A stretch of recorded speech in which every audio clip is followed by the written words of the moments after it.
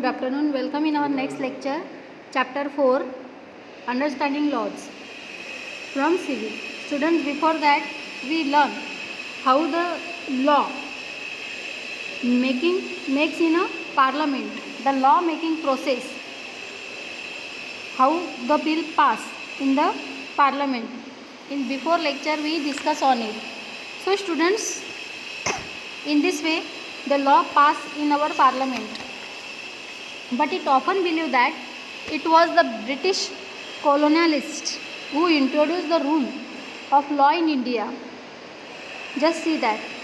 Before that, there were no rules and regulation for the people.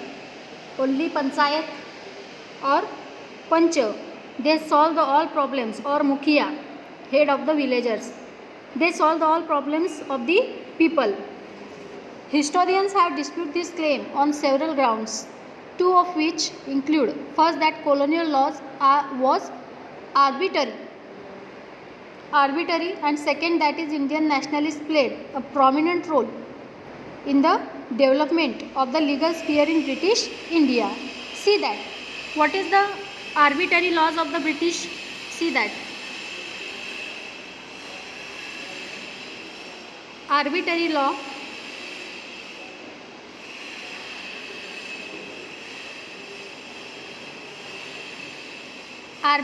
is the best example of the arbitrary law is the Rowlatt Act. You will learn in our history, or already I think you learn in your 6th standard. Rowlatt Act. What is the meaning of Rowlatt Act? Rowlatt Act, which allow the British government to imprison people without due to trial. Means on that time the British government banned on the meetings of the people, or means to gather 3 or 4 peoples at a one place at a one time. It is banned from the government. But when some peoples found in this way and some tried to broken that laws, so directly they the British government sent them into the jail without any trial. Means for example, just see that अगर 4-5 लोग बिना discussion के 4-5 लोगों का एक जगह पर खड़े होकर बैठकर डिस्कशन करना या फिर मीटिंग्स अरेंज करना, all this things were ban by the government during the British period. अगर ऐसा किसी ने तोड़ा ये रूल्स, अगर ऐसा किसी ने किया तो उनको डायरेक्टली जेल में डाल देते थे without any trial. Without any trial means what, कि उनको ये भी नहीं बताया जाता कि आपका क्राइम क्या है, ना ही कोई लॉयर उनको दिया जाता, ना ही उनको उनकी कोर्ट में पेशी होती. 10 साल 15 साल के लिए डायरेक्टली उनको जेल में डाल देना.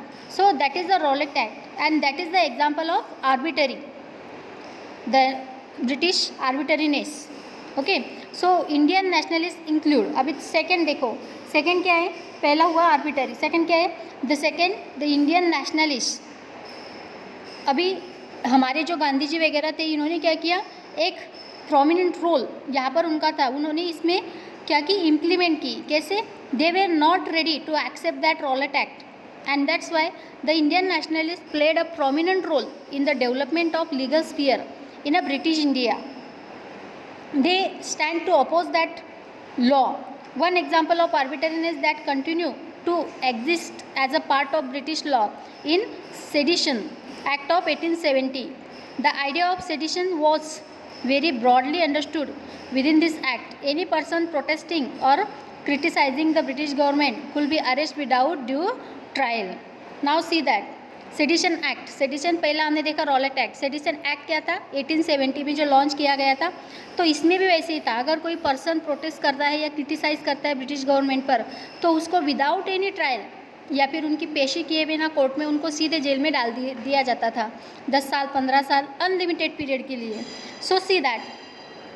सो the Indian nationalist began protesting and criticising this arbitrary use of authority. पहला हमने क्या देखा? Arbitrary law. दूसरा हमने कौन सा देखा? The second one, the Indian nationalist law. Means our Indian peoples like Mahatma Gandhi ji, they played a very important role over there, and that's why when we got freedom in 1947, Dr. Baba Saheb wrote a constitution, and on 1950 we accepted our constitution on that day. यानी जो भी rules और regulation है वो सब constitution में लिखे गए हैं और उसी पर चलकर हम उसी पर चलते हैं, हम वही रूल्स एंड रेगुलेशन जो है उन्हीं पर हम चलते हैं. सो सी दैट ये हो गया. जालियनवाला बाग का भी एक एग्जांपल हमने यहाँ पर देखा था. On 10 March 1919 in Punjab, protest against the act continue quite actively, and on April 10 two leaders of the movement, Dr. Satyapal and Saifuddin Kichlu, were arrested. To protest this arrest, a public meeting was held on 13 April at Jallianwala Bagh in Amritsar. General Dyer entered the park with his troops. They closed the only exit, and without giving any warning, General Dyer ordered the troops to fire.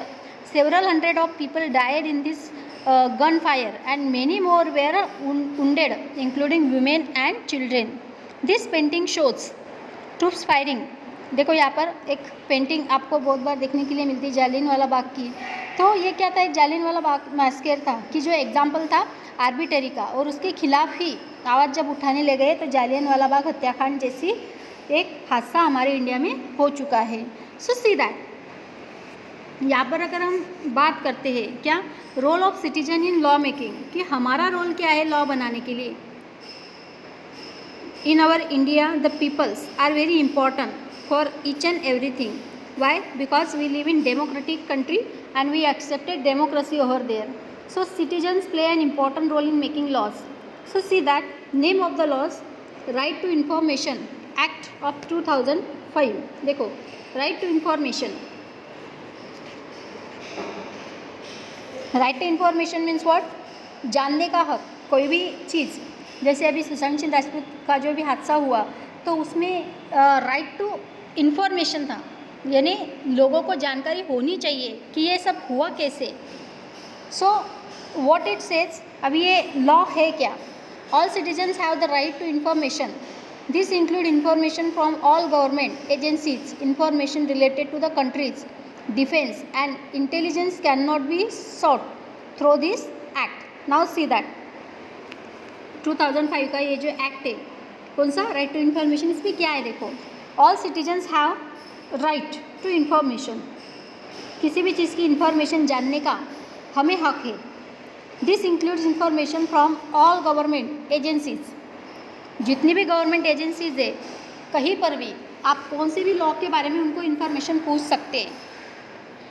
So information related to the country's defence and intelligence can not sought through this act. यानी जो हमारी country के लिए बचाव के लिए और कोई भी हमसे ये इनकार नहीं कर सकता है.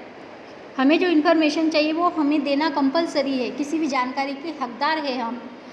इन्फॉर्मेशन कैन बी रिक्वेस्टेड और obtain from any public authority with in 30 days of request. अगर जब भी आप ये केस करते हो या फिर आपको जो भी जानकारी चाहिए, अगर आप ये मेंशन करते हो किसी गवर्नमेंट एजेंसी के पास, तो with in 30 days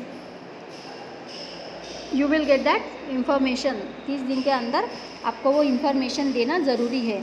every public authority is oblige to provide the information requested. Now see that every public authority is oblige, यानी इससे बंधे हुए है वो लोगों तक ये इंफॉर्मेशन पहुंचाने के लिए, because the peoples are having the rights to know the all things and they should get the information about all acts and all laws.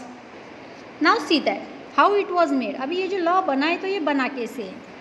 See that in 1994 the मजदूर किसान शक्ति संगठन MKSS, किसान शक्ति. सी दैट मजदूर किसान शक्ति की ये संगठना थी, 1994 का एक इंसिडेंट है. Started campaign for the right to information, demanding access to government information on behalf of the wage workers and small farmers who were often deprived of their rightful wages and benefits under government scheme. जो भी government scheme है, जैसे for example road construction का काम शुरू है, road बनाने का, तो ये क्या है? गवर्नमेंट स्कीम है. तो यहाँ पर जितने भी मजदूर है उनकी जो सैलरी है, वेजेस हम जिसको बोलते हैं, इनका जो वेतन है, तो ये जानने का हक है सबको.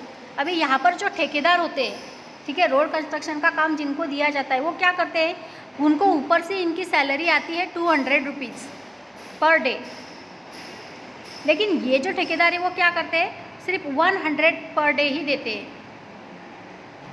तो यहाँ पर ये जो 1994 में ये मजदूर किसान शक्ति संगठन जो है, इन्होंने आवाज़ उठाई कि हमें ये जानने का हक है कि गवर्नमेंट से लोगों की सैलरी कितनी डिसाइड की गई है, ये जानना है हमें कि कितनी सैलरी आपके द्वारा डिसाइड की गई है। इन 1996 द नेशनल कैंपेन्स और peoples right to information NCPRL means what? NCPRL means that is national campaign. See that, national campaign of people's right to information, NCPRI,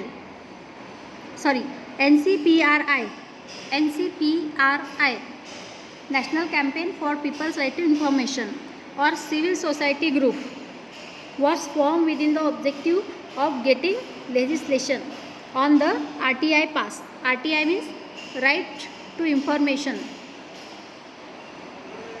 that is RTI, right to information act, यहाँ पर लागू किया गया 2005 में, and the bill was introduced in parliament in 2004